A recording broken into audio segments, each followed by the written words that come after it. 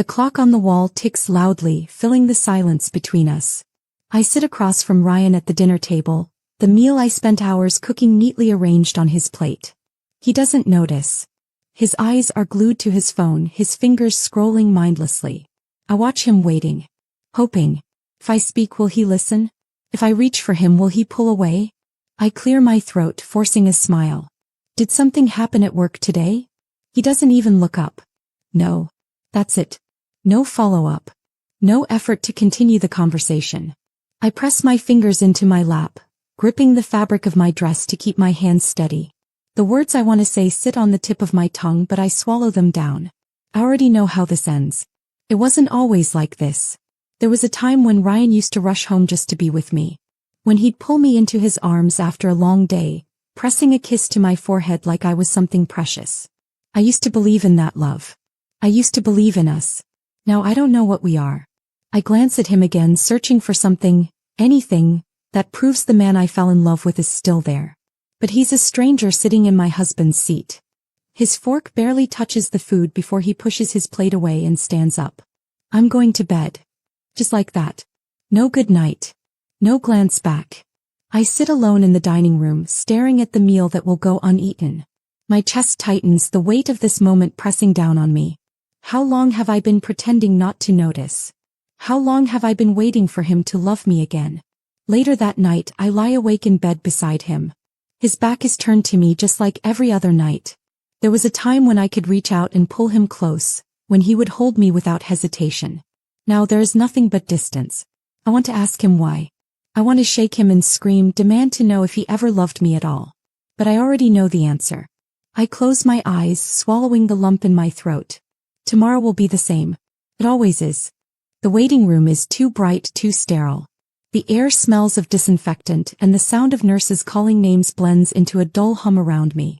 My fingers grip the edge of my sweater as I stare at the floor, my heart pounding against my ribs. It's probably nothing. Just exhaustion. Stress. Something that can be fixed with a few pills and some rest. When the nurse calls my name, I force myself to stand. My legs feel heavy as I follow her into the doctor's office, my breath uneven. The doctor greets me with a nod, but he doesn't smile. I try to convince myself that doesn't mean anything, that I'm overthinking. Then he speaks. The words come slowly, carefully, but there is no softness that can make them easier to hear. Cancer. Late stage. Nothing they can do. 3 months. 3 months. I blink at him, my mind blank. He keeps talking, explaining options, treatments that might extend my life a little, but at a cost. Sickness, pain, spending my last days trapped in a hospital bed.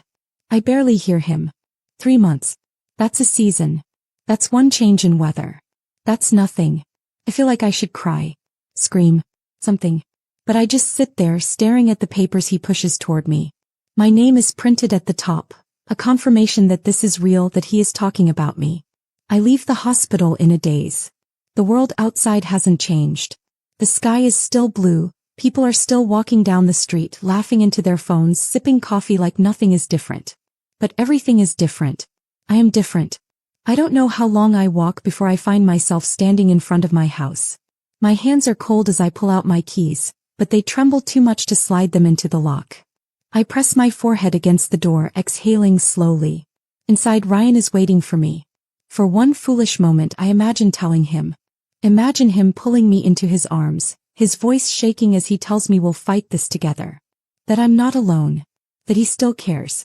But when I finally push the door open, he's already looking at me.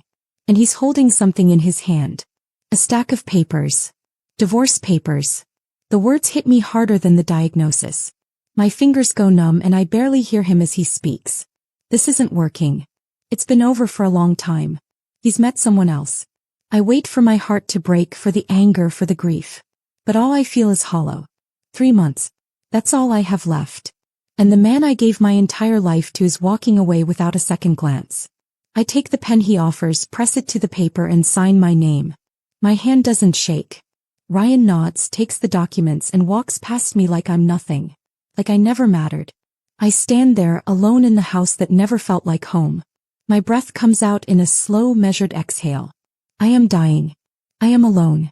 And now I am free. The house feels different now. Quieter. I don't know why I expected it to feel the same when nothing is the same anymore. Ryan is packing the last of his things. His suitcase is open on the bed and I watch as he neatly folds his clothes, his movements quick, efficient. He doesn't hesitate, doesn't linger. He's been ready to leave for a long time. I stand by the doorway, arms crossed over my chest, fingers digging into my skin to keep myself from shaking. I should say something. Ask him why. Ask him if this was ever real. If I was ever enough. But I don't. He zips up his suitcase, straightens, finally looks at me. His expression is unreadable, like he's already erased me from his life. I'll have my lawyer finalize everything, he says. You can keep the house. A parting gift. A consolation prize for 5 years of a marriage that meant nothing to him. I nod, forcing myself to stay still as he grabs his things and walks past me. At the door he pauses. For the briefest moment I think he might say something. Apologize. Hesitate. But then he exhales, barely a breath, and steps outside without looking back. The door clicks shut. And just like that he's gone. I let out a slow breath, pressing my palm against my stomach, grounding myself. The silence in the house is suffocating. I walk through the empty rooms, my footsteps echoing against the walls. Everything looks the same, but it's not. It will never be. My wedding ring feels heavy on my finger. I slide it off slowly, holding it in my palm, staring at the small silver band that once meant forever. Forever lasted 5 years. I walk to the kitchen, open a drawer and drop the ring inside. The soft clink it makes as it lands feels final. Ryan is gone. My marriage is over. And in 3 months so will I. But I refuse to let that be the end. For the first time in years I don't have to wait for someone to love me. I don't have to beg for warmth. I don't have to live for a man who never really saw me. I have 3 months left. And I am going to make them mine. I sit on the floor of my bedroom, a blank notebook open in front of me. A pen rests in my hand, but I haven't written anything yet. The silence around me is loud, pressing in from all sides. 3 months. That's all I have. The thought should terrify me, but instead I feel something else. A strange, unfamiliar lightness. For the first time in years there is no one to disappoint. No one to wait for. No one to love me or refuse to love me in return. I press the tip of the pen to the page and write the first thing that comes to mind. Fall in love. I stare at the words, my chest tightening. It's ridiculous. Impossible. But before I can overthink it, I move to the next line. Watch the sunrise from the top of a mountain. Eat at a 5-star restaurant alone. Dance in the rain. Go on a road trip with no destination. The list grows. Little things. Big things. Silly things. Things I never let myself want because I was too busy trying to be the perfect wife, the perfect woman, the perfect version of someone Ryan might actually love. I drop the pen and run my fingers over the words, tracing them like a promise. I fold the paper and slip it into my bag. By the time the sun rises tomorrow, I will no longer be the woman who waited. I will be the woman who lived.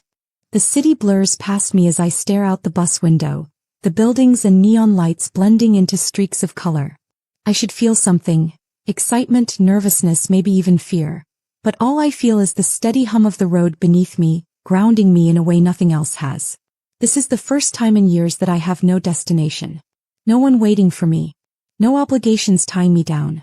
When the bus stops, I step out onto the unfamiliar streets of a small coastal town, the salty breeze hitting my skin.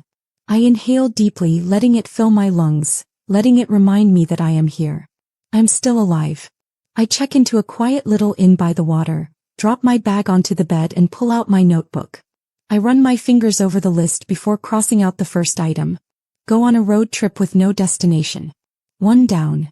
The next morning I wander through the town, letting myself get lost in the winding streets and small cafes. The world feels bigger now, more colorful, like I've been seeing everything through a fog for years and only now it's beginning to lift. I stop at a local market, drawn in by the scent of freshly baked bread and the hum of people talking, laughing, living. I let my fingers drift over handmade jewelry and small trinkets, things I never would have stopped to look at before. That's when it happens. A sharp pain shoots through my skull, sudden and blinding. My vision tilts. My legs buckle. The last thing I see before the world fades is a pair of strong arms catching me before I hit the ground. When I wake, the first thing I notice is the scent of coffee. The second is the warmth of a hand resting on my arm. I blink, disoriented, my head heavy as I try to sit up. A man is sitting beside me, his eyes filled with concern. He's around my age, maybe a little older, with tousled dark hair and a presence that feels strangely steady, like an anchor. "You're awake," he says, relief evident in his voice. "You scared the hell out of me." I try to respond, but my throat is dry. He reaches for a glass of water on the table and hands it to me, watching as I take small sips. "Where am I?" I ask finally, my voice raspy. "The cafe down the street," he says. "You fainted at the market. I didn't know where you were staying, so I brought you here." I glance around, noticing the cozy atmosphere, the smell of baked goods and roasted coffee beans filling the air. A few customers glance over before returning to their conversations. "It's warm here." Safe. "I'm Lucas," he continues, offering me a small smile. "And you are?" For a moment I hesitate. Not because I don't want to tell him, but because for the first time in my life I realize I could be anyone. I could be someone new. Someone who isn't the woman who wasted years waiting for love that never came. "Elena," I say finally. It feels like a fresh start, like my name belongs to someone I haven't met yet. Lucas nods. "Well, Elena, do you always go around fainting in markets, or was today special?" A surprised laugh escapes me before I can stop it. It's the first time I've laughed in months, maybe longer. I should thank him and leave. I should go back to my inn, back to my carefully written list, back to this life I'm trying to reclaim. But something about Lucas makes me pause. Something about him makes me want to stay. I don't mean to see Lucas again. After he made sure I was okay at the cafe, I thanked him, assured him I could take care of myself, and walked away.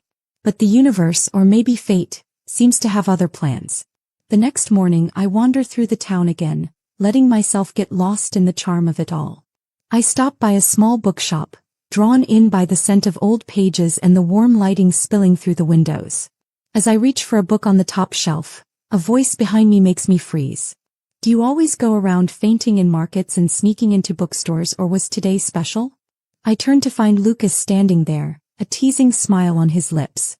His presence is as steady as it was yesterday, and for reasons I don't fully understand, I feel myself relax. "I wasn't sneaking," I say, crossing my arms. "And I don't make a habit of fainting, if that's what you're worried about." He raises an eyebrow. "So, if I let you wander off again, you won't collapse in the middle of the street?" I sigh, shaking my head. "I appreciate your concern, but I promise you I'm fine." He studies me for a moment, as if trying to decide whether or not to believe me. Then, instead of pushing further, he gestures toward the book in my hands. "That one's good," he says. "But the ending will break your heart." I glance down at the book, then back at him. "Sounds perfect." From that moment, Lucas keeps finding ways to show up. Or maybe I keep finding ways to let him. One evening, as I sit alone on the beach watching the waves swallow the sun, he appears beside me, 2 cups of coffee in hand. He doesn't say anything at first, just sits next to me, his presence calm, steady. After a while he hands me one of the cups. "You looked like you needed this," he says simply. I take the cup, the warmth seeping into my fingers. "Do you always bring coffee to strangers sitting on the beach?" He grins. "Only the ones who look like they have something on their mind." I should be careful. I shouldn't let myself get used to him, to his kindness, to the way he looks at me like I matter. But the days pass and he's always there, pulling me into conversations, making me laugh, reminding me what it feels like to be seen. One night, after we spend hours wandering through the quiet streets of the town, he stops in front of my inn, his hands in his pockets. "I don't know what you're running from," he says, his voice softer than usual. "But whatever it is, I hope you're running toward something better." I swallow hard, gripping the strap of my bag. He doesn't know that I'm not running toward anything. He doesn't know that I have 3 months left, that I'm just trying to gather enough pieces of happiness to make up for all the years I wasted. But when he smiles at me like that, like I'm someone worth knowing, I almost wish I had more time. I almost wish I could stay. The apartment feels quieter than it should. I sit on the couch, scrolling through my phone, but my mind is somewhere else. Or maybe it's nowhere at all. The TV is on, playing a show I've seen 100 times, but I don't remember a single scene. It's been weeks since Elena signed the divorce papers. Weeks since I walked out of that house. I thought I'd feel lighter, free. Instead, there's this strange emptiness I can't explain. She didn't even argue. Didn't cry. Just signed her name and let me go. I don't know why that bothers me. I shake the thought away and check my messages. One unread text from Hannah. "Are you coming over tonight?" I stare at the message for a long moment before locking my phone and setting it aside. Something doesn't feel right. I open social media without thinking, scrolling through updates I don't care about when suddenly I see her. Elena. She's in a place I don't recognize, standing in front of a mountain, her hair tousled by the wind. There's a brightness in her eyes that I haven't seen in years, a softness in her smile that makes my chest tighten. I keep scrolling. More pictures. More places. Sunrises, beaches, tiny cafes. In every one she looks different, lighter, happier. Then there's a picture that makes my stomach drop. She's not alone. A man is next to her, laughing, his arm draped casually over her shoulder. She's looking up at him mid-smile as if he just said something that made her forget the rest of the world. I stare at the image for too long. I don't know why it bothers me. He was always free to leave. Free to move on. But the way she looks at him, it's the way she used to look at me. Before everything fell apart. Before I stopped trying. I toss my phone onto the table and lean back against the couch, pressing my palms against my face. I should be happy for her. So why does it feel like I made a mistake? I don't plan to ask about her. I tell myself I don't care, that it doesn't matter, that whatever Elena does with her life now has nothing to do with me. But the thought lingers like an itch I can't scratch, refusing to fade no matter how hard I try to ignore it. A week passes before I finally give in. It starts as something casual, just a simple question to a mutual acquaintance, nothing serious. A coworker of mine, someone who used to be closer to Elena than I ever was toward the end. You heard from her? I ask one afternoon, trying to sound indifferent. He pauses, giving me a strange look before nodding. Yeah, a little. She left the city. I already know that much. I've seen the pictures. Any idea why? I press, keeping my tone neutral. The guy hesitates as if weighing whether or not to tell me. Then he exhales, shaking his head. You really don't know, do you? Something in his voice makes my stomach tighten. Know what? He rubs a hand over his face, looking uncomfortable. I don't know if I should be the one telling you this. I figured you already knew when you left her. The air around me stills. I sit up straighter, suddenly unable to breathe. Knew what? There's a pause. A long, heavy silence before he finally says it. Elena's sick, Ryan. Really sick. She doesn't have much time left. The world tilts.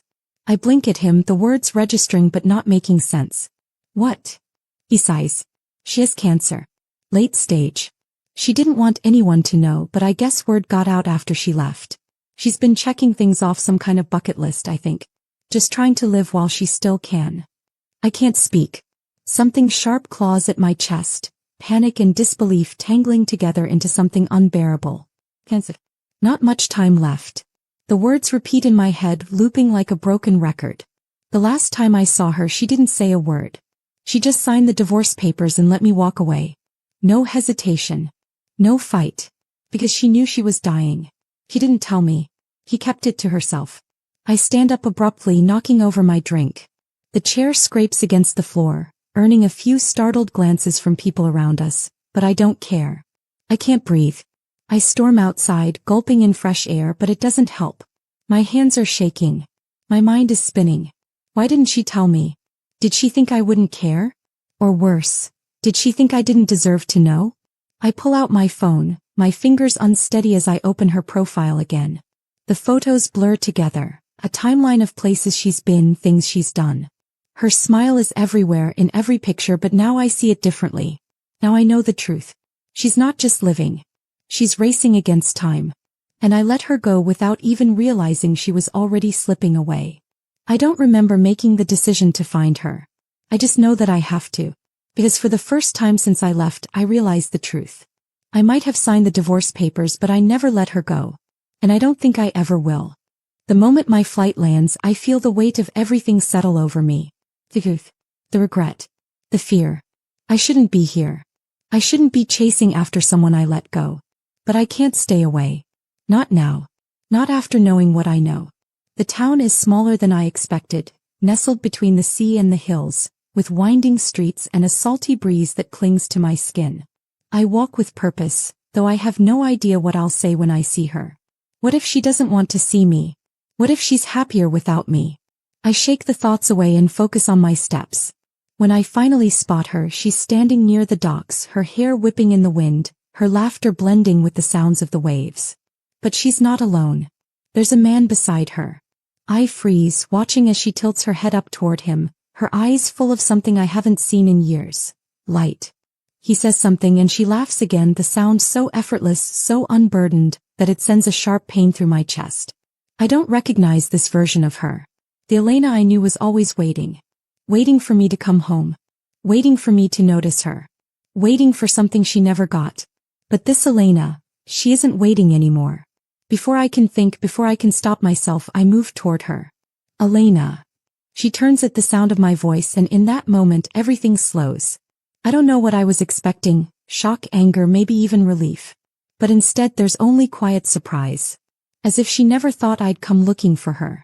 As if I was nothing more than a ghost from a past life. She doesn't say anything at first. Just looks at me, really looks at me, and I wonder what she sees. Then finally she speaks. Ryan. My name on her lips is familiar but distant. Like an old melody neither of us remembers how to sing. The man beside her, Lucas I assume, takes a small step closer, his posture shifting, protective. I don't know him, but I don't have to. I already know what he is to her. I already know what I've lost. A heavy silence stretches between us before Lucas finally clears his throat, glancing at Elena. Is everything okay? She hesitates and I feel the weight of it like a punch to the gut. She doesn't know how to answer.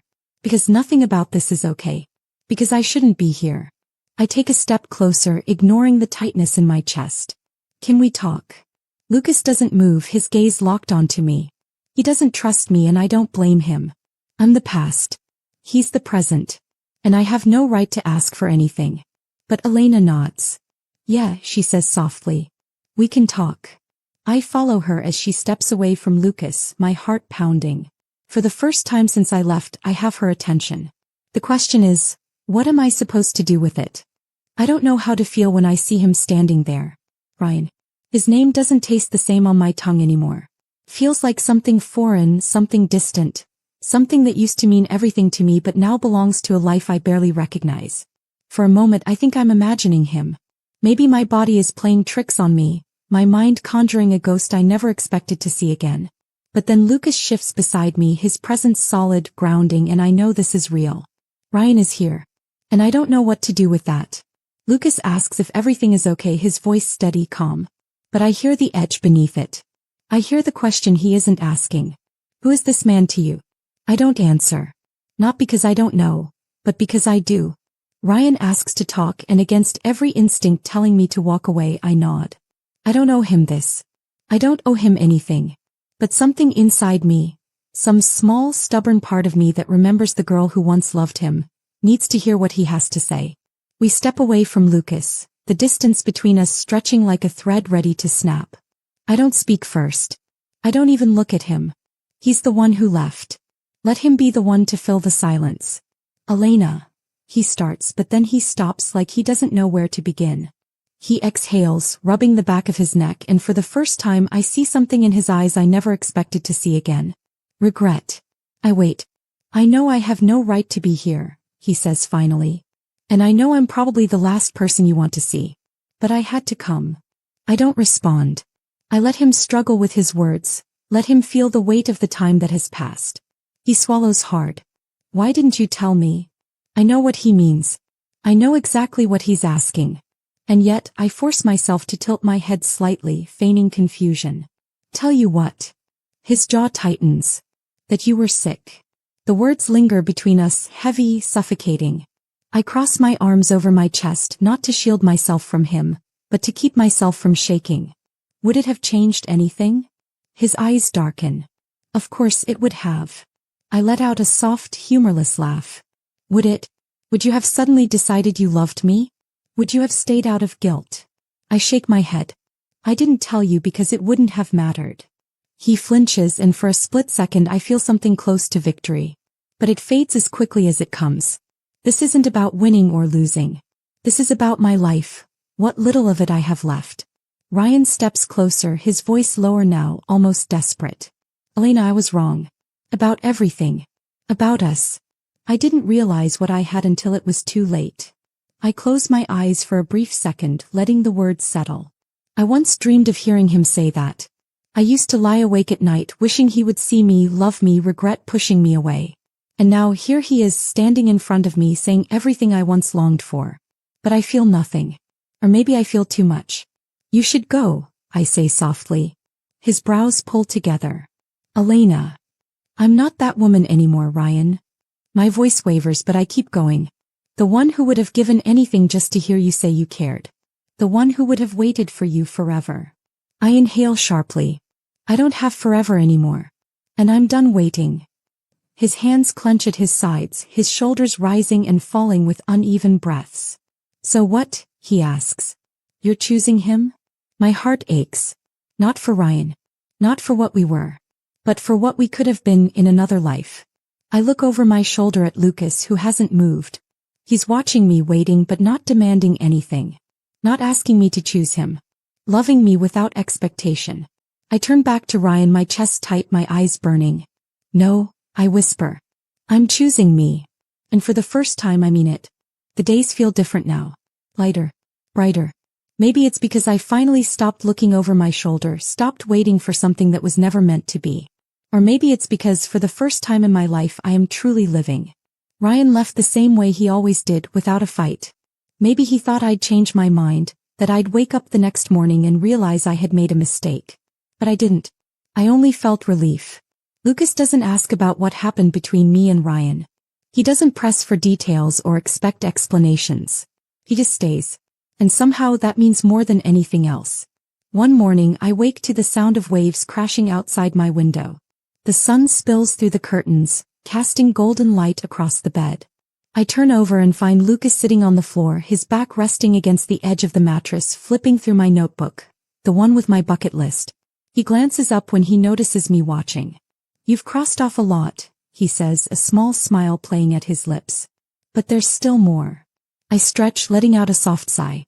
I'm working on it. He taps a finger against the page. What about this one? I push myself up, peering over his shoulder. Dance in the Rain. A laugh bubbles up before I can stop it. That one might be a little tricky. Lucas raises an eyebrow. Is it? Before I can ask what he means, he stands, grabs my hand and pulls me to my feet. I barely have time to protest before he's leading me outside, down the stone steps of the inn and onto the beach. The sky overhead is overcast, thick clouds rolling in, the air damp and electric with the promise of a storm. You're insane, I tell him, breathless. And you're avoiding this one on purpose. He grins, twirling me, suddenly making me stumble. Come on, Elena. Dance with me. The first drops of rain hit my skin, cool against the warmth of the morning. I tilt my head back, watching as the sky opens up. Lucas doesn't hesitate. He takes my hands, guiding me, spinning me, moving without rhythm, without care. I laugh, the sound surprising even me, and let myself fall into the moment. The rain soaks through our clothes, clings to our skin, but neither of us move to go inside. For the first time in forever I feel weightless. When we finally slow, Lucas doesn't let go of my hands. He watches me, his gaze steady, serious. You're the bravest person I know, he murmurs. I shake my head. I'm not brave. You are, he insists. You could have spent the time you have left being afraid. But instead you chose to live. He squeezes my fingers. You chose yourself. My throat tightens. There is no future for me, not the way there is for him. There won't be years of memories, of holidays, of slow Sunday mornings wrapped in his arms. I will be gone before the seasons change again. But right now, in this moment, I am alive. And he is looking at me like I will never be anything but. I step closer, pressing my forehead to his. The rain drips from my lashes, my skin chilled from the wind, but I don't feel cold. I don't regret any of it, I whisper. Not 1 second. Lucas tilts his head, his lips brushing against mine in the softest kiss. I close my eyes, sinking into him, into this moment, into everything I never thought I'd have. I don't know how many days I have left. But I know this, I will spend every single one loving him. I swallow hard, my fingers curling around his. I wish I could. The truth sits between us, heavy and unmovable. He doesn't argue. He doesn't ask me to fight harder, to try another treatment, to hold on for something that isn't there. Instead, he presses his lips against my temple, whispering, I love you. Shatter. Completely and irreversibly. Because I love him too, in a way that feels like the universe made a mistake by giving me so little time to do it. I don't know how long we sit there, holding on to each other as the sky darkens, as the stars blink awake, as the night stretches endlessly before us. I don't know how many more nights I have left. But I know this is the last time I will see the ocean. When the pain becomes too much, when my body is too weak to carry me any further, I find myself in a bed surrounded by soft light and the faint scent of salt in the air. Lucas is there, always there, his hand wrapped around mine, his thumb tracing slow, careful circles against my skin. I open my eyes, my vision blurred, my breath shallow. Lucas. I'm here, he says immediately, his voice thick with something he's trying to swallow back. I'm right here. I try to smile, but I'm so tired. You look awful. A wet laugh escapes him, and I know he's crying even though I can't see his tears. He brings my hand to his lips, pressing a kiss against my knuckles. You're a terrible liar. I close my eyes for a moment, listening to the sound of his breathing, feeling the warmth of his skin against mine. I'm not scared, I whisper. His grip tightens just barely. I know. But he is. I can feel it. I take a slow, shaky breath and force my eyes open one last time. Promise me something. Anything. His voice breaks. Don't stay in this moment forever, I say softly. Don't let this be the thing that stops you from living. He presses his forehead against my hand, his shoulders shaking. I don't know how to live in a world without you in it, he admits. My heart aches, not for myself but for him. For the love he gave me so freely, for the pieces of himself that he gave knowing he would never get them back. You will, I whisper. You'll find a way. And you'll be happy again. His body trembles as he exhales, like he's trying to believe me. I hold on to him for as long as I can. But the world is slipping, fading, softening into something quieter. Something peaceful. The last thing I hear is his voice, low and broken and filled with more love than I ever thought I would be given in this life. I love you, he says again. I will always love you. And then finally I let go. I never noticed how loud it used to be when she was here. Her laughter slipping into the spaces between conversations, her voice filling the silence with warmth. Now all I hear is the absence of her. The bed feels too big without her in it. The sheets still smell like her, faint traces of her perfume clinging to the fabric. I haven't had the heart to wash them. Maybe I never will. The coffee shop we used to go to still makes her favorite drink. I order it sometimes just to feel closer to her. But it never tastes the same.